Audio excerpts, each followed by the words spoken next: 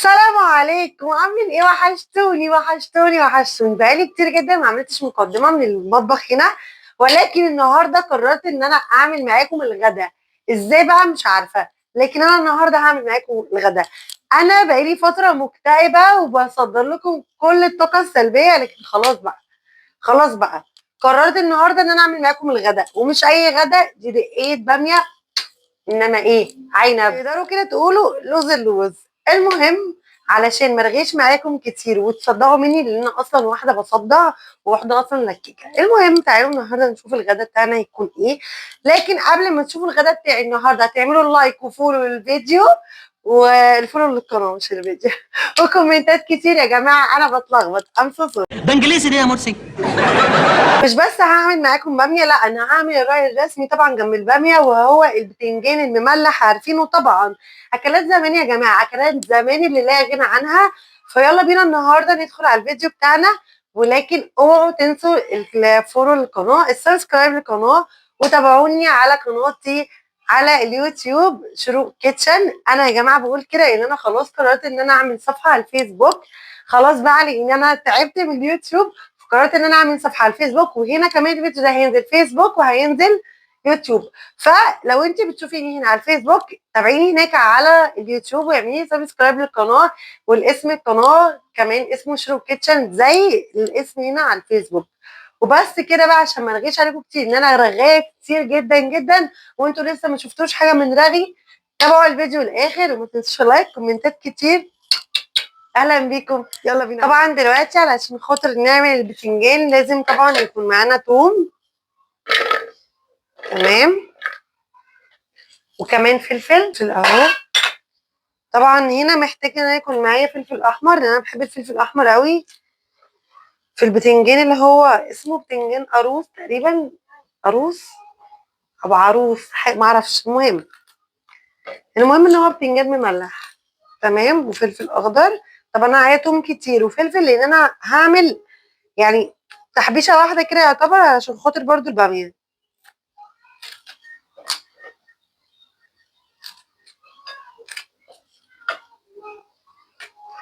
اهو يا جماعه.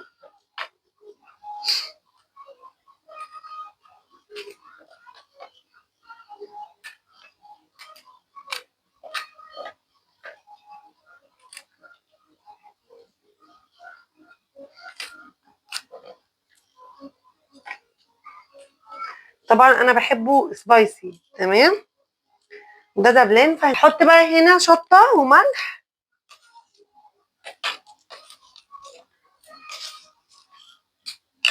تمام، ادي الملح.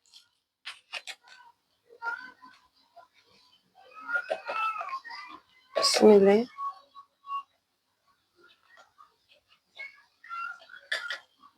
انا بحط كمون كمان، بس مش هحط دلوقتي، هبقى اخد شويه للبتنجان، هما دول اللي هحط عليهم الكمون، لان طبعا ما بحبش احط كمون على الباميه. اصلا الباميه ما بتحطش على كمون.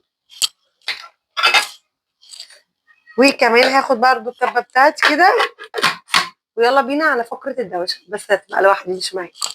حبايبي بصوا، اللحمه بتتسلق اهي، تمام. انا بسلقها الاول لان انا عارفه ان اللحمه بتاعتي هتاخد سوا.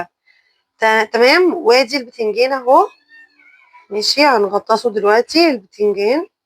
طبعا حاطه في الميه بتاعته ملح وليمون، والليمون يا جماعه بيخلي البتنجان لونه كده بنفسجي، تمام. وادي هي اللحمه بتتسلق. طبعا انا بغطيها بس كده، بوارب كده الغطا عشان خاطر ما تفرش. بس كده بقى. تعالوا نعمل الباميه في حله تانية، وبعدين نبقى نحط اللحمه. بصوا بقى، زي ما انتم شايفين كده، انا عملت خرطت بصلايه علشان خاطر ايه؟ علشان خاطر الباميه، تمام.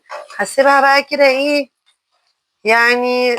بصوا، هخليها توصل للون البامبي. اسفه طبعا التليفون اتهز، معلش. تمام. هنا بقى في حاجه هعملها. هعمل ايه علشان خاطر الباميه تاخد من طعم سوري اللحمه؟ هعمل ايه؟ بصوا حبايبي، انا هاخد اهو من اللحمه هنا، تمام. اللحمه دي 3/4 سوا. الربع الاخير هسيبها تعمل ايه بقى؟ تتسبك مع الطماطم. هروح عامله كده، تمام.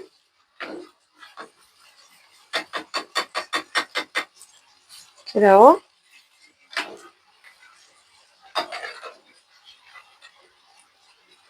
وهسيب بقى الكام قطعه دول لابو اسد في الشوربه كده علشان هعمل له عليها لسان عصفور، لان ابو اسد بيحب لسان العصفور. وهروح عامله ايه بقى، كاني لسه ببتدي اعمل الباميه او يعني بعمل اللحمه. هديها بقى التشويحه مع البصل عادي جدا كانها نيه لسه. تمام اهو. وهجيب شويه فلفل اسمر، بصوا اهو. تمام، شويه فلفل اسمر بس. طبعا هي اوريدي اللحمه مستويه، مش محتاجه ان انا بقى اشوحها والكلام ده. بس فدلوقتي هعمل ايه، هضيف بقى الطماطم على طول. بصوا حبايبي، أنا عشان ما اطولش عليكم انا صفيت الطماطم. طبعا انا بصفي الطماطم من اي طبيخ بعمله.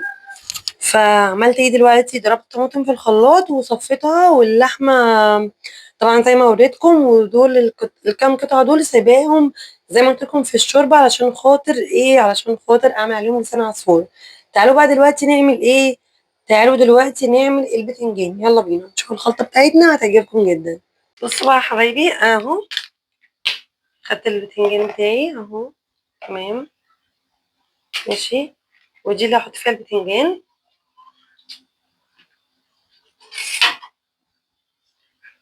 تمام، معايا هنا بقى ايه، ادي شويه الثوم اللي انا خدتهم، وهضيف عليهم بقى ملح. عايزاكي تكتري الملح في البتنجان لان هو بتنجان مملح. وكمان ما ينفعش يبقى اسمها ايه، يبقى دلع، اسمها دلع عادم، اسمها عادم. وادي الكمون اهو.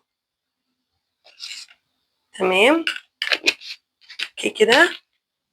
معايا بقى هنا ايه، معايا ليمون. بسم الله الرحمن الرحيم.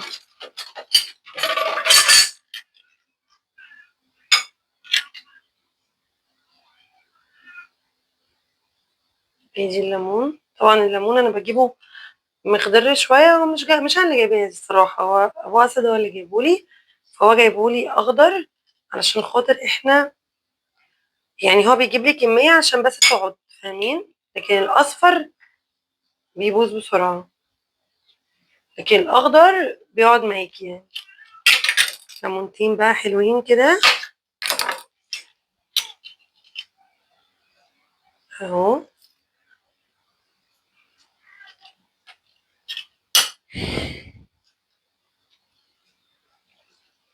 وهي ما تعمليش لايك للبتنجان حتى على الاقل يا ستي، مش ليه. تمام كده، ونقلب بقى كل المقادير دي ببعض كده، خلبطيطه كده بالصلصه اهو. وادي البتنجان. العنقود ده انا بحب بقى اشيله ايه وقت ما يعني وقت ما بحشيه، ممكن اشيله قبل ما اسلقه. لكن انا بحب، بصوا بقى في خطوتين. انا بصراحه بفكر اقسمه كده، يعني بفكر اقصد اقسمه كده نصين وارميه كده. تمام. وبيبقى كده حلو قوي. هقول لكم الفكره هنا ايه، ان هو لما بيكون محشي بيكون التوم فيه كتير. يعني مثلا عندكم ابو اسد بيشيل الحشو من جوه وبياكله كده، عشان بيبقى انتوا عارفين ان التوم بقى. فانا اروح عاملاه كده، اسمها كده من النص، اروح عاملاه كده، يبقى طعمه حلو جدا برضو. تقدروا برضو انتوا تحشوه، يعني مثلا ممكن تفتحوه كده، انا ساعات بفتحه كده مش للاخر. وبحط هنا الخلطه اهو. بس انا حاسه ان الطريقه دي عجبته اكتر، فانا هعملها له. انا يا جماعه اسفه طبعا التليفون بتاع الستاند مش مظبوط خالص. انا طبعا بعمل الطريقه اللي عماد بيحبها، يعني اي اكله هو بيحبها انا بعملها له، مش بشغل نفسي يعني باللي انا بحبه ايه اكتر، لان انا بعمل علشانه. فاهمين؟ اهو كده وهكذا. انا بقى هعمل كل ده مع نفسي عشان طبعا وقت الفيديو، وبعدين هرجع لكم تاني. يلا بينا حبايبي. البتنجان بتاعي اهو، وده الليمون اللي انا عصراه. تمام اهو كمان. ماشي. شايفين اللون ده، اللون ده البنفسجي ده من الليمون. وادي الخلطة بتاعتي اهي. هعمل ايه بقى، احط بقى خل اهو، خليه كتير بقى. تمام كده، وهنقلب. وبعدين هنحط كمان شطة، طبعا زودي شطة لو انت بتحبيها، لكن لو مش بتحبيها خلاص عادي. ولكن البتنجان ده ما يتاكلش غير وهو حامي. وكمان هنزود ايه؟ هنزود ملح. محدش والله يفكر ان الملح كتير، اصلا كمان عايزه اقول لكم ان الملح ده مش بي مش بيحدق. الملح اللي عندي ده مش بيحدق. هنعمل كده بقى، هنعمل كده. واو، بقى هنعمل ايه تاني؟ وكمان هنزود ميه، لازم طبعا الميه. هنعمل كده بقى بالراحه كده. طبعا مش هينفع يتقلب بمعلقه، فانا هزود ميه تاني. طبعا انا حاطه خل كتير وليمون، فانا اهو عايزه اقلب بقى، مش عارفه اعمل ايه.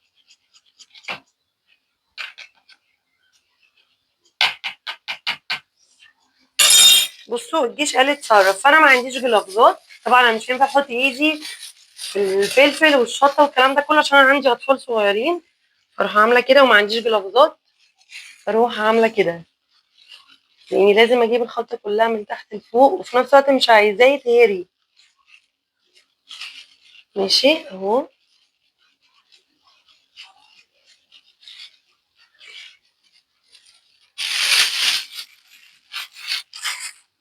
عايزه بقى اعمل ايه؟ عايزه ادوق، بدي ادوق. يا ريتني ما كنت دقت، يا ريتني ما كنت دقت. عايزه اقول لكم طعمه تحفه، يعني ملح مظبوط. زي ما قلت لكم الملح مش حادق والله. اهو، عايزه اقول لكم سبايسي جدا، قمر قمر قمر. بصوا بقى، كل ما يقعد كل ما الميه دي هو هيشربها. تمام، يعني هو كل ما يقعد كل ما هيشرب الميه بتاعته دي.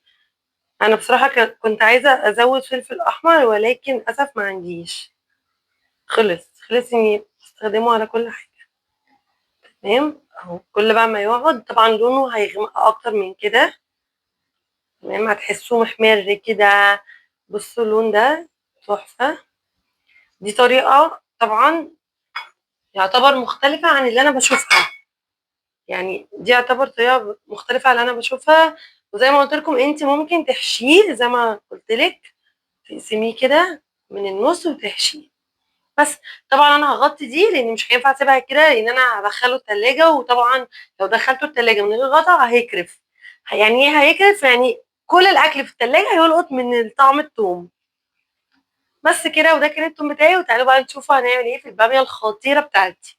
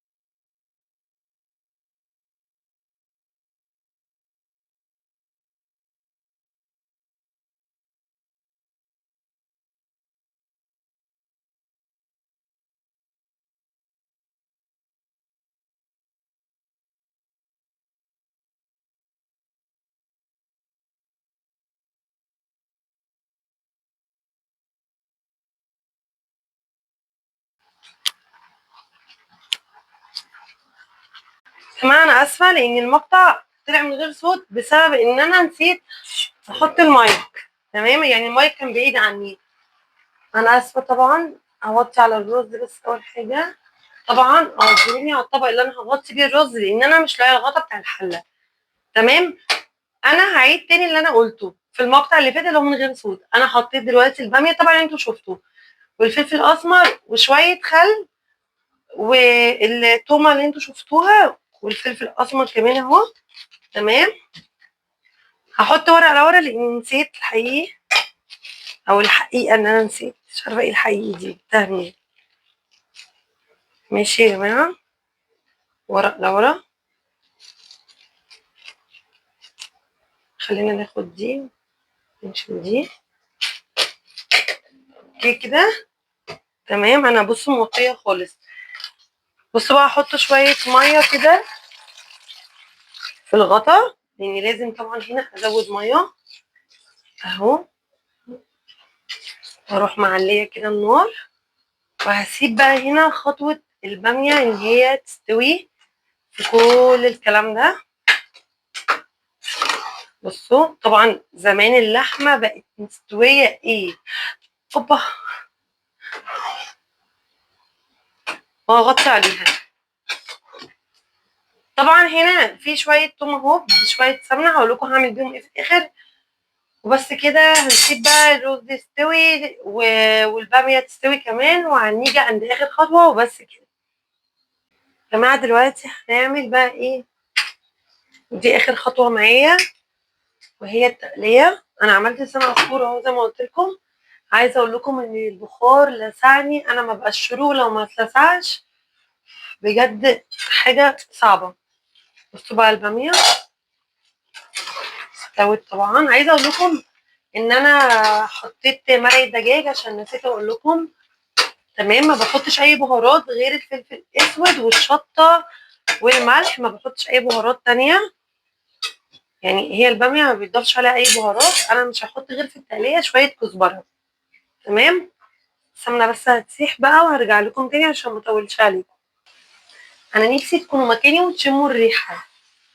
الريحه تحفه بجد. اعتمدي الطريقه دي في الباميه وبجد كله هيشكرك عليها بجد، حقيقه والله. طبعا في ناس ما بتحبش يكون الطبيخ عامه يكون كده يعني متسبك، او في الثوم ده كله او الفلفل ده كله بسبب الحموضه. ولكن بقى الناس الاكيله هي اللي هتفهم. بص انا مطلعه منجايه حطها على صبعي لاني مش قادره استحمل المنجايه متلجه، مش قادره استحمل بجد السخونيه. وهنا بقى لسان عصفور اهو بيستوي. بص انا بديله غلوه وبطفي عليه، بخلي السخونيه هي تكمل سواه. بصوا ها. واو على الريحه. واو.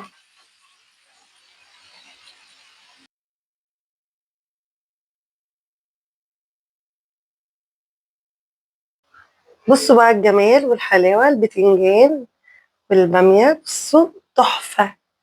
بصراحة المقطع لما كنت بحط التقلية فيها ضاع مني، او انا كنت مفكرة التليفون يعني بيصور وما صورش. وادي الرز الابيض اللي لا غنى عنه.